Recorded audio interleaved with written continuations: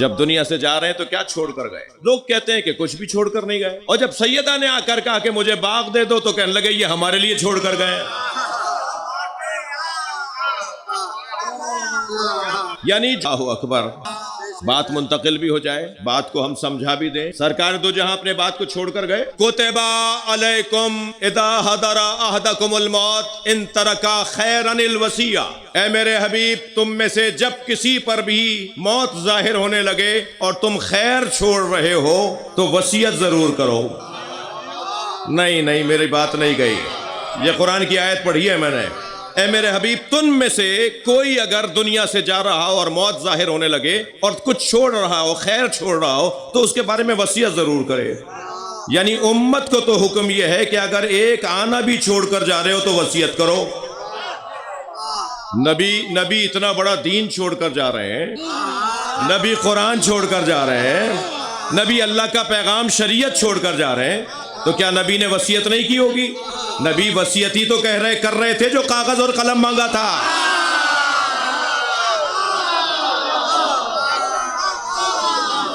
اور کیا تھا؟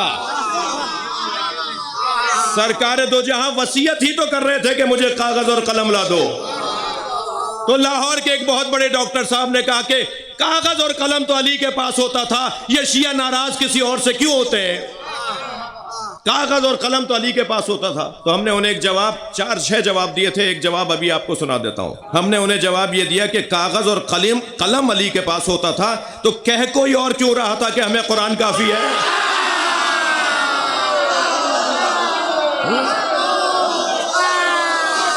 علی کو دینے دیتے نا،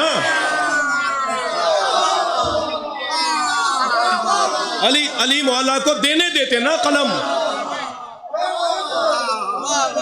نبی مانگ رہے قلم دے دو، کاغذ دے دو، یہ کہہ رہے ہیں ہمیں قرآن کافی ہے۔ تو آپ خاموش رہتے تو علی لے آتے کاغذ اور قلم۔ لیکن جب اس جملے پر سرکار کو گرانی آئی، سرکار خفا ہوئے، سرکار ناراض ہوئے اور تکرار بڑھنے لگی کہ نہیں قلم دے دو، وہ کہہ رہے ہیں نہیں دو۔ یہاں تک بات گئی ہے۔ دو گروہ ہو گئے، دو ادھر، ایک ادھر، ایک ادھر، ایک ادھر، ایک ادھر، دونوں گروہ کے لوگ مخلوط تھے۔ آدھے کہنے لگے قلم دو، نبی مانگ رہے ہیں، اور آدھے کہہ رہے تھے نہیں دو۔ آپس میں لڑنے لگے، نبی نے فرمایا سب نکل جاؤ۔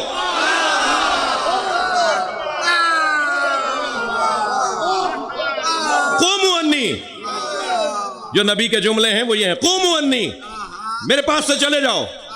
جو آخری وقت میں نبی کو چھوڑ گئے ہوں،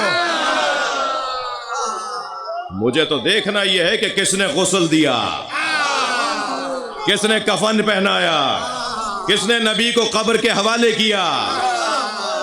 وہ معیار ہے ہمارے لیے۔ بھائی اس سے زیادہ اور روشن اپنا موقف کیا بیان کروں گا۔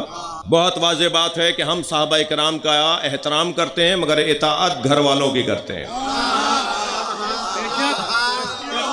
بہت روشن عقیدہ ہے ہمارا، ہم اطاعت گھر والوں کی کرتے ہیں مگر احترام سب کا کرتے ہیں۔ کسی کی بے احترامی جائز نہیں ہے، مگر مسئلہ بے احترامی کا ہے ہی نہیں، اطاعت کا ہے۔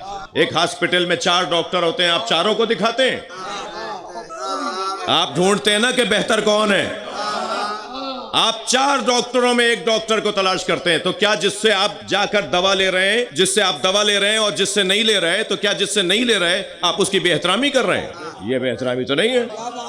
تھوڑا گردن ہلا دو، بات جاری ہے تو۔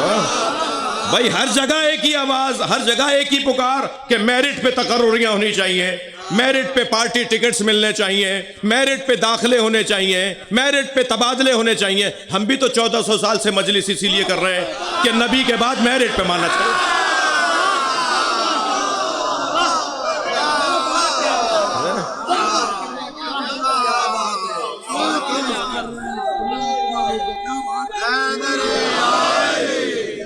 نبی اپنے بعد اہل بیت اور قرآن دے کر گئے۔ میں نے جو آیت پڑھی تھی وہاں پر میں آپ کو لے آیا۔ نبی اکیلا قرآن دے کر نہیں گئے، نبی اہل بیت کے ساتھ قرآن کو دے کے گئے۔ جتنا مجھے نبی کے کہنے پہ یقین ہے نا کہ اللہ ہے، اتنا ہی مجھے یقین ہونا چاہیے کہ قرآن اکیلا نہیں رہتا۔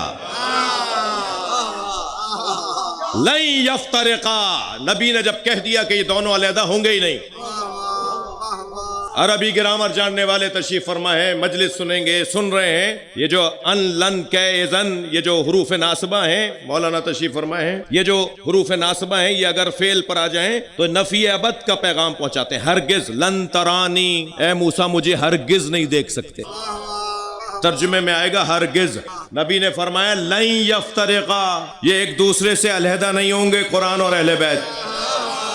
تو جب نبی نے کہہ دیا کہ قرآن اور اہل بیت ایک دوسرے سے علیحدہ نہیں ہوں گے تو آج قرآن کا ہونا بتاتا ہے اہل بیت بھی ہیں.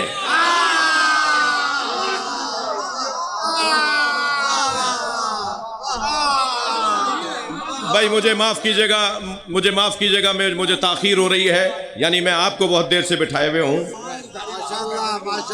بڑی عنایت. آپ شادیوں میں جاتے ہیں، گردن ہلائی، جاتے ہیں نا آپ شادیوں میں جاتے ہیں. مہذب خاندان جو ہوتے ہیں وہ مکس گیدرنگ نہیں، تہذیب یافتہ لوگ ہوتے ہیں جو خاص طور پہ سادات با کردار لوگ. مکس گیدرنگ ممکن ہے ابھی کوئی بچہ کہے اس وقت کیا ہو رہا ہے، یہ مکس گیدرنگ نہیں ہو رہی، یہ ساری حجاب میں بیٹھی ہوئی ہے.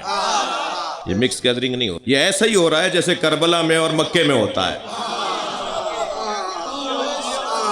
اگر مکے میں مکس گیدرنگ ہوتی ہے تو پھر یہاں بھی ہو رہی ہے. اس معنی میں تو ہو رہی ہے کہ مجلس میں دونوں آئے ہوئے ہیں، اس معنی میں ہو رہی ہے کہ بیویاں بھی، خواتین بھی آئی ہوئی ہیں، مرد بھی آئے، لیکن حجاب سے ہیں، معاذ اللہ خدا نخواستہ میک اپ بند سور کے نہیں آئی ہیں، عزاداری میں آئی. ٹھیک ہے. تو مہذب خاندان شادیوں میں مکس گیدرنگ نہیں کرتے. قنات لگی ہوئی ہوتی ہے، دلہن عورتوں میں بیٹھی ہوتی ہے، دولہا مردوں میں بیٹھا ہوتا ہے. مگر کیونکہ شادی دولہا اور دلہن کے تعلق کو کہتے ہیں تو مرد سارے دولہا کو دیکھ دیکھ کر یقین رکھتے ہیں کہ دلہن بھی ہے اگرچہ انہوں نے دیکھی نہ ہو، اور عورتیں دلہن کو دیکھ دیکھ کر یقین رکھتی ہیں کہ دولہا بھی ہے چاہے انہوں نے دولہا کو دیکھا نہ ہو. جب نبی نے کہہ دیا قرآن اور اہل بیت علیحدہ نہیں ہوں گے تو ہماری مسجدوں میں اور گھروں میں قرآن رکھا ہوا ہے تو مانو مہدی بھی ہے.